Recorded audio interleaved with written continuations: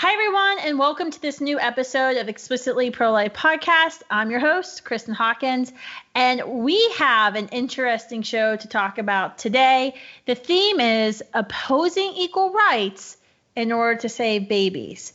Now, this is something that we hear a lot on college campuses, and it's going to be coming up more and more, especially in this new year, with a bill that's right now in Congress called the Equality Act.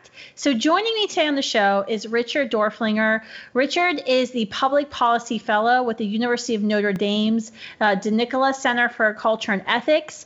He's an adjunct fellow in bioethics and public policy at the National Catholic Bioethics Center in Philadelphia. And he is formerly the Associate Director for the Pro-Life Secretariat at the U.S. Conference of Catholic Bishops, where he served for 36 years. Richard also won a Life Prize Award from the Jard Health Foundation. I also did too. We're Life Prize buddies. And so I've been sad I've never been able to have you on the show. So thanks for coming on, Richard. You're such an expert in so many things relating to pro-life policy.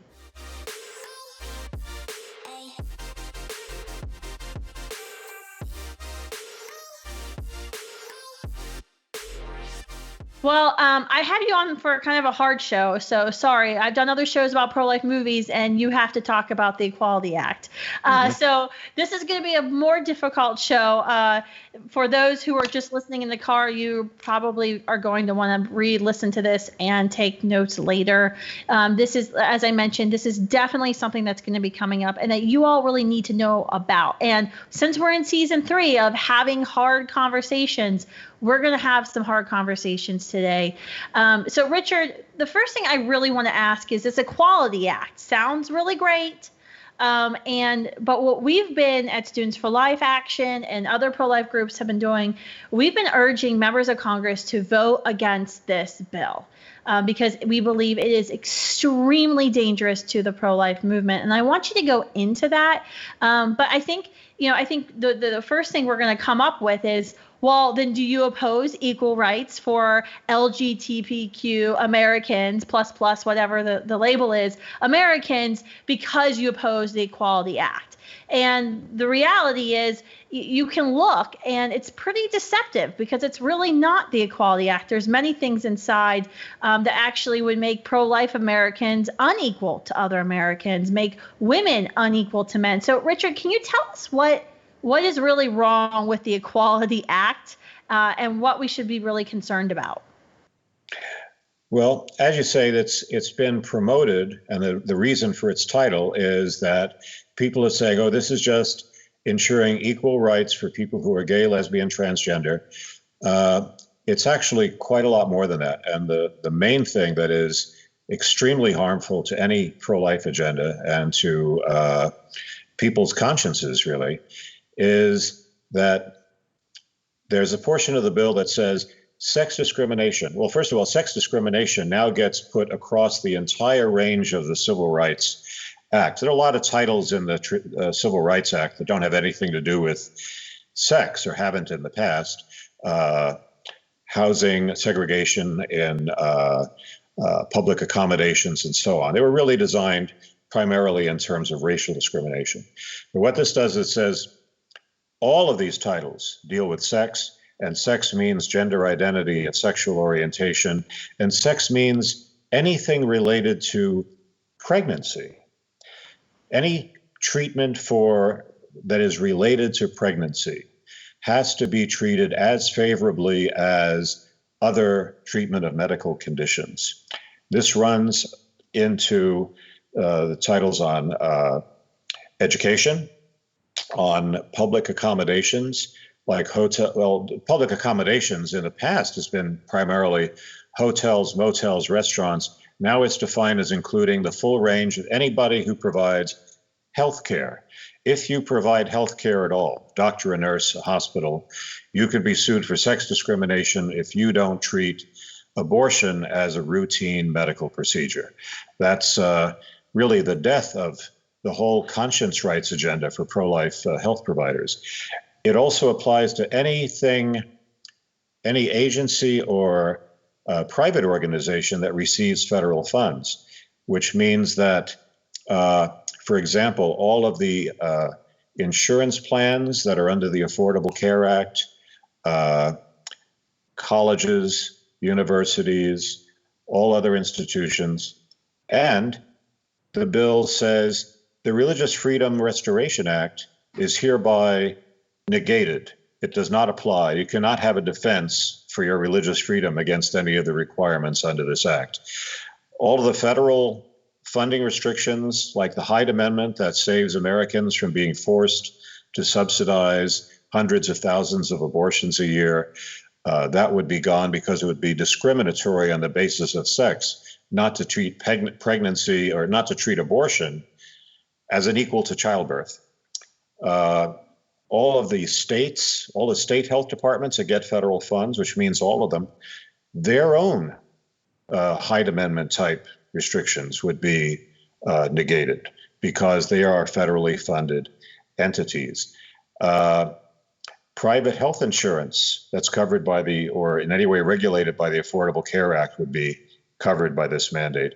So what it amounts to is abortion becomes defined in a wide variety of circumstances as a public good, as something the federal government is going to enforce as a basic part of healthcare. And that means that anyone who disagrees with that gets treated as a bigot, as somebody who wants to put down women. Okay, so, wow. This is what we mean. You'll hear pro-life leaders say this phrase, codify Roe, because this is essentially what it does. Is it codifies Roe. The abortion lobby is very afraid that the pro-life leaning Supreme Court will reverse Roe, send the decision back to the states. And so there's been this movement to find another way to enshrine abortion into our Constitution. That's why you saw, we were fighting against the Equal Rights Amendment this year, the amendment that died in the 80s that failed to get 38 states to ratify it. And it wasn't because the pro-life movement is against equal rights for women or believe that women shouldn't have equal access to jobs and education. It's because states that have passed equal rights amendments as state amendments, their state Supreme Courts have then gone and found that the right to abortion must then be paid for by taxpayer funds because it's unfair that women get pregnant and men can't and don't. Therefore, the state needs to pay for abortion. They treat abortion, as you just mentioned, just like childbirth. So that's what we mean by codify Roe. And you even heard, I think Kamala Harris talked about that a little bit when she was running for president, when she was calling Joe Biden a racist before she became his running mate. Sorry, had to add that in there. So this is going to be like the Mac Daddy of codifying Roe bills. It's in this bill that seems like a good thing of providing equal rights and this name that everybody likes. So not only is it going to force all American taxpayers to pay for abortions, and we'll get rid of that's the Hyde Amendment, and that's something that we've already seen a fight in Washington, D.C. over. The Democratic Party officially changed its platform, I think, in 2016, calling for Hyde to be reversed. And there was a hearing in December 2020 where the U.S. House of Representatives, led by Democrats, are calling Hyde racist because poor women need abortion and they need to be paid for by taxpayers because rich women can pay for their own abortions. So this is going to force you all to pay for abortion, and it's going to eliminate the conscience protection. So I think Rich, you talked about this, but this means like if you're a pro-life physician, if you want to be a pro-life nurse, you will be obligated to perform abortions, participate in abortions, refer for abortions. If not, you can be fired. Is that true? Well, you can be sued, and the Justice Department will be the first one to do it, sued for discrimination on the basis of sex. You will have federal fines. If you're not fired, your company will be in trouble. The codify Roe thing is an egregious falsehood. There is another bill called the Women's Health Protection Act. That is the bill that most people mean when they refer to codifying Roe. That goes way beyond codifying Roe, too. In fact, these two bills have a bit of overlap between them in terms of what they do. what the Women's Health Protection Act does, in addition to all these things, is to basically empower the Justice Department to file suits against every state that has even the most modest restraint on abortion. Informed consent, clinic regulations for the safety of women undergoing abortions, ability to see if a woman would like to view an ultrasound of her unborn child before the abortion, and parental consent or parental notification for unemancipated minors. All of those would be negated because the Women's Health Protection Act was way beyond Roe. Abortion's no longer a private choice. Abortion is something that is basic health care. That's the assumption behind both these bills, really. It has to be treated just like any other routine medical procedure. In fact, under the Women's Health Protection Act, which is a big lie, because what it says is even if a pro-life law does protect the health and the lives of women, it has to be negated unless you can show by clear and convincing evidence that there's no pro-abortion way to do the same thing. In other words, it has to be, you have to bend over backwards as far as possible to do the same protection without inconveniencing the abortion industry, or your law still gets knocked down. How do you get clear and convincing evidence that there's no less restrictive law that will do it? Well, you pass the one that is pro-abortion and you watch women die. And that will give you the clear and convincing evidence. You'll finally be allowed to pass a health safety measure for women that is going to be called an inconvenience by the abortionist. This is an insanely extreme agenda. This is who's sponsoring this bill? I want names. Do you know? Well, the Equality Act is sponsored in the House by Congressman, I'm not sure I'm pronouncing this right, Ciccolini of Rhode Island, but it has 240 sponsors in the House. More than a majority of the House is co-sponsoring this. So that means Republicans are co-sponsoring this. 3 Republicans co-sponsored it. I don't have their names handy at the moment. In the Senate, it's sponsored by 47 senators out of the 100, and one of them is a Republican, Susan Collins of Maine, who just got reelected. Now, to be fair, I'm not at all sure that that the members of Congress have all become aware of the pro-abortion implication. Now I'm talking about the Equality Act now, which is a little more subtle because it does not bill itself as, you know, we're going to make everybody that doesn't actively support abortion toe the line. The Women's Health Protection Act is a little bit less extreme in its number of sponsors. That has 217 sponsors in the House, all of them Democrats. So that's about half of the Congress right there. And 43 in the Senate. That's a Senator Blumenthal bill. Of course it is. So it's so at least you don't have any Republicans on board the Women's Health Protection Act, which Joe Biden says, well, he has said to the New York Times he supports the bill to codify Roe. That's what the Women's Health Protection Act is. But I mean, the laws that this goes after are all these modest pro-life laws, these incremental laws the states have passed that have been upheld under Roe. Roe has never said abortion is a positive good that the federal government has to knock down everything else in order to actively promote. But that's what this does say. Both of these bills are part of a document that I think pro-life people should read that was issued in the spring of 2019 by dozens of, and unfortunately, pro-gay lesbian rights organizations. They've teamed up together, called the Blueprint for Sexual and Reproductive Health, Rights, and Justice. And this lays out a full agenda for legislation. These are 2 of the flagship bills for that coalition.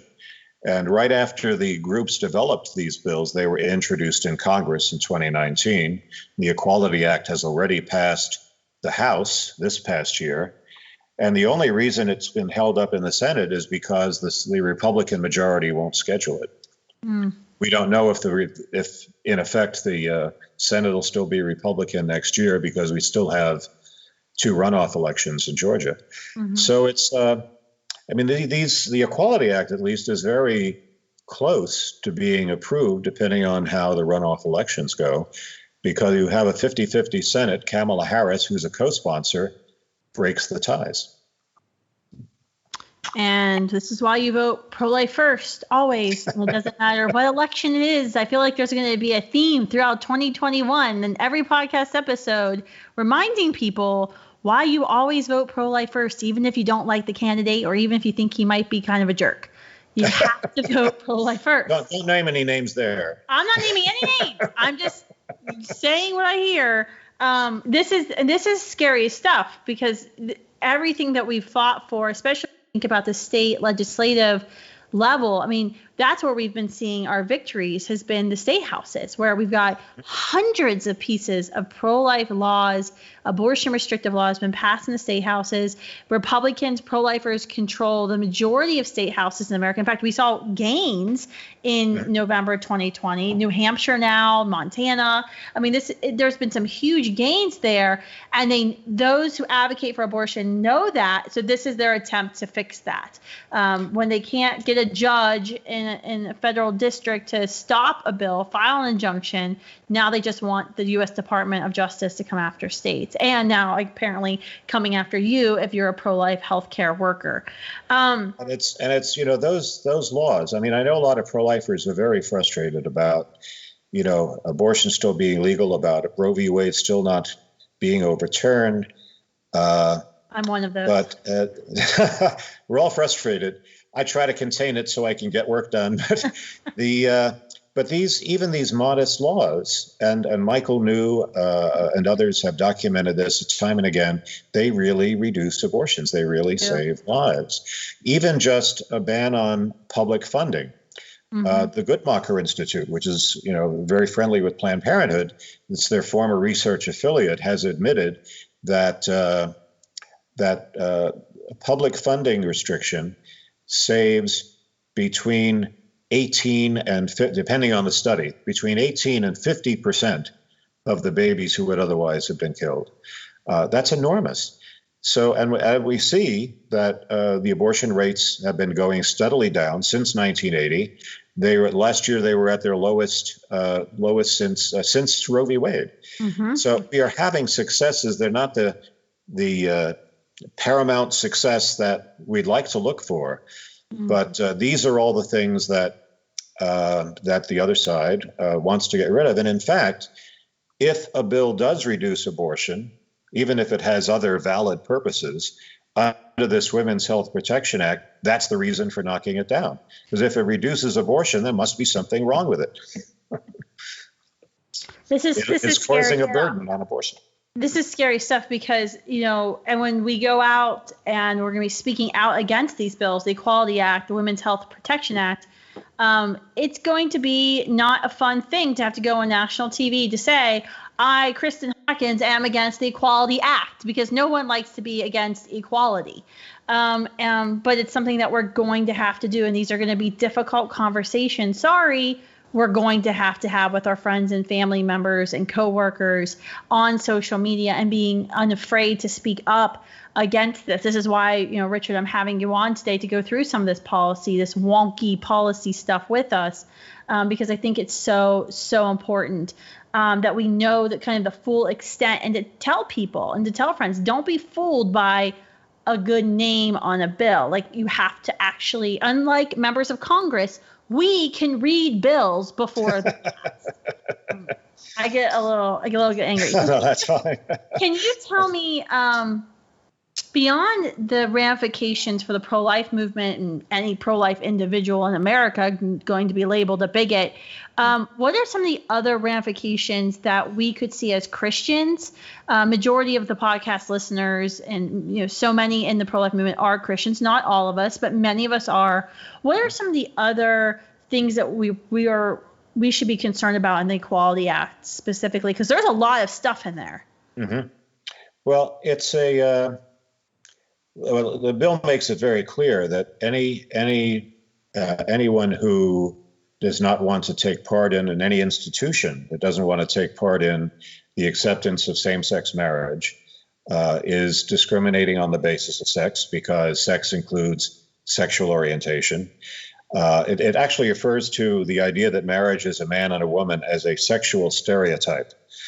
So, and that is banned by the sex discrimination provisions. So if you think marriage is a man and a woman, which, all of Western civilization had until, yesterday, then you are liable to get these suits that you're discriminating on the basis of sex. All those people, the florists and the people who run reception halls for marriages and bakers and so on, who have gotten these lawsuits under state laws, will now be completely under the thumb of the federal government to toe the line and serve same-sex marriages. And because the Religious Freedom Restoration Act also gets nullified by this, I'm not even sure that Catholic churches won't get lawsuits to perform same-sex marriage rites. I don't think they will, but that means they're going to be heavily fined and marginalized. So that's one aspect. There's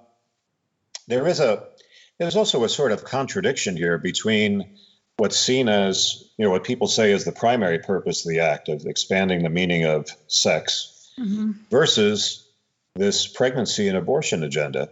The whole idea behind saying that pregnancy discrimination is sex discrimination, and that by withholding an abortion, you're discriminating on the basis of sex, was the fact, we used to think it was a fact, that only women get pregnant and bear the burdens of pregnancy. Oh, don't say that on a college campus today. But now as a legal fact, a woman is any person who identifies as a woman, even if that person is biologically completely male. And anyone who identifies as a man is a man, even though that person has a woman's physiology. So it is no longer true that only women can get pregnant. That's why the bill refers to the pregnant person. So you have the two pieces of the bill are sort of at war, because on the one hand, it's saying sex means whatever the person says. On the other hand, when they switch to trying to maintain an abortion mandate, they say sex means biology.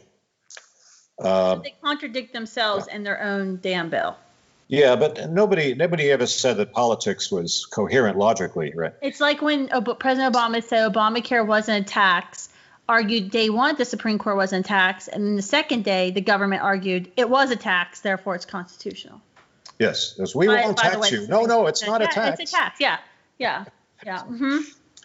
But the other thing that even traditional feminists, mainstream feminists, have really become very concerned about is that under what's called Title IX of the Education Amendments, you had this bill passed in 1972 because it was clear that colleges and universities were giving a lot more resources and funding and support to men's athletic teams in preference to women's athletic teams. Sometimes they weren't giving them any support at all.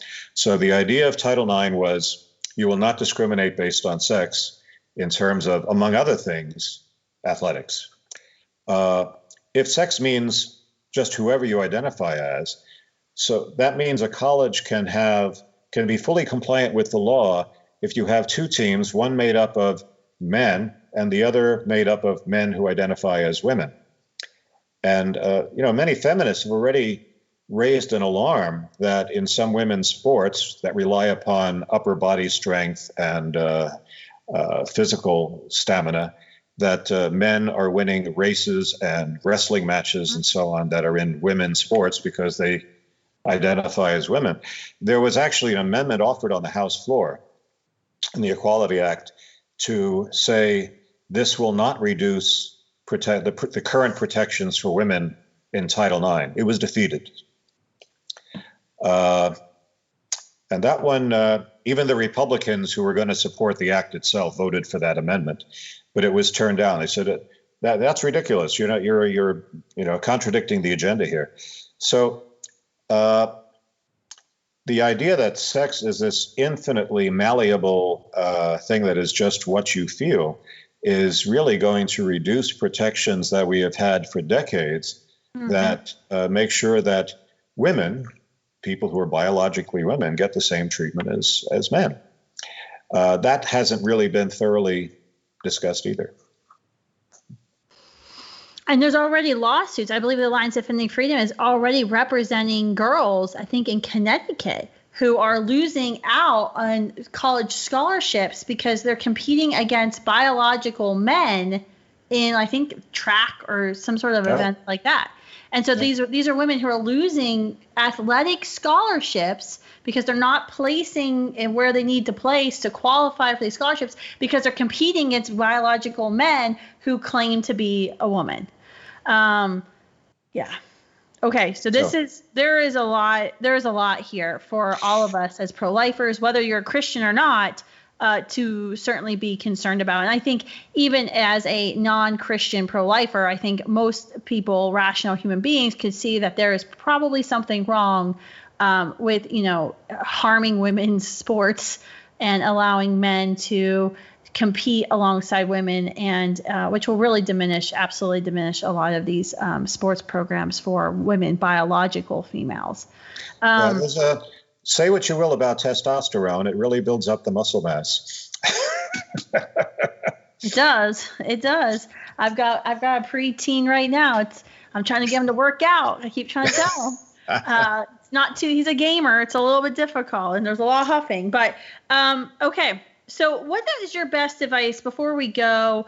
What's some of your best advice, Richard? Like when we're having these discussions with friends, family members, coworkers, when this bill is going to be coming up, it's going to be on the nightly news, I'm sure, in the coming weeks. What are some good things for us to keep in mind when we're talking to folks, and how to kind of compassionately articulate our concerns and why, especially when we're calling our congressmen, why they should oppose these bills? Well, I think with the Equality Act, I think it is important to focus first and foremost on the coercive aspects of the pro-abortion agenda here, and to say, look, we don't want a bill called the Equality Act to be increasing inequalities and feeding half of Americans. The Gallup poll has showed us again and again, Americans about evenly divided between people who say they're pro-life and pro-choice. We don't want to take half of the Americans and make them second-class citizens who have to violate their consciences in order to serve the other half's agenda. Talk about, not about opposing the bill so much as saying, we're against this bill as written. It needs amending to take out the attack on religion, to take out the attack on pro-life consciences, and its effort to turn abortion into a publicly subsidized, basic good that everybody has to support. So I would go with that. I think that is really the powerful argument, and one that I think a good many of the members of Congress who supported it probably were told, well, this is the bill for equality for gay Americans. They said, sign me up. I doubt that they've studied it very hard, and maybe this will be a surprise to them. I'm doing some writing myself to analyze this and show how this works, to show the anti-life implications, which I think is going to be published by the Charlotte Lozier Institute soon. But others have begun to comment on this as well.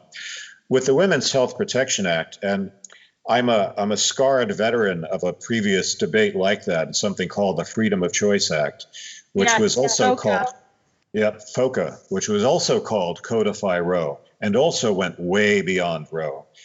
And, we just kept hitting at it and saying, wait a minute, this overturns this law that's been upheld under Roe. This is, Congressman, this is a law that's widely supported and has been passed in your own state. Why are you attacking your home state? So we just kept hitting away at least take this out. And the supporters ended up in this kind of impasse with each other over, well, can I support it if you take out the attack on parental notification? Well, yeah, but I want to take out the attack on funding bans, and they never could figure out a single text that they could agree on, and it ended up dissolving, basically. I mean, it did. That sounds easy. It took millions of postcards and letters. But I think this is the same. This is even worse. This is even more extreme than FOCA was. It is. I remember there was a campaign, What the FOCA? It was... Yeah, the Catholic Church probably was not able to use that one. No. That's I think one of our friends, one of our Students for Life leaders in Illinois came up with that, and then I think we did something similar. So we need kind of a catchy title for this, for the Equality Act, the Women's Health Protection Act. But thank you, Richard, for coming on. I took a lot of notes actually during this talking point. We need to send these out to the entire pro-life movement. How do we talk about this issue compassionately, but really be able to explain the inequality that the Equality Act would be ensuring for millions and millions of pro-life Americans, not even going into the children and the women who will be harmed from abortion because of it, and the dramatic increase of abortion funding. So thanks for coming on. Thanks for your time today. How can folks stay in touch with you? And, I'm sure you're going to continue to write op-eds and get the word out about this. How can they keep in touch with your writings on this? Well, anything I write on this, I then post on my Facebook page. Okay. So people can probably look at that. And a lot of my material gets published by the Charlotte Lozier Institute. Okay. As you know, it's sort of the think tank affiliate of Susan B. Anthony List, and they have a lot of associate scholars, and they named me an associate scholar. Oh, great. So I do a lot of my stuff for them has been on the assisted suicide issue, but now I'm moving, with the threat now rising in Congress and so on abortion again, I'm back in the business of analyzing abortion threats as well. Okay. Well, yeah, we had actually had Dr. Prentice on and Dr. Lee earlier in the season to talk about vaccines. I did a full plug for Charlotte Lozier and how everyone can get connected. So make sure, once again, you get connected with Charlotte Lozier Institute. Thanks so much, Richard, for getting on. I really appreciate your time today. And thank you all for listening and tuning into this discussion. I hope it was informative for you. You're definitely going to want to bookmark this episode, because I guarantee you're going to need some of these talking points in the weeks and months to come. So thanks so much, guys. Don't forget to subscribe and spread the word about the Explicitly Pro-Life podcast. And I only cursed a little bit, so we're all good. Thanks.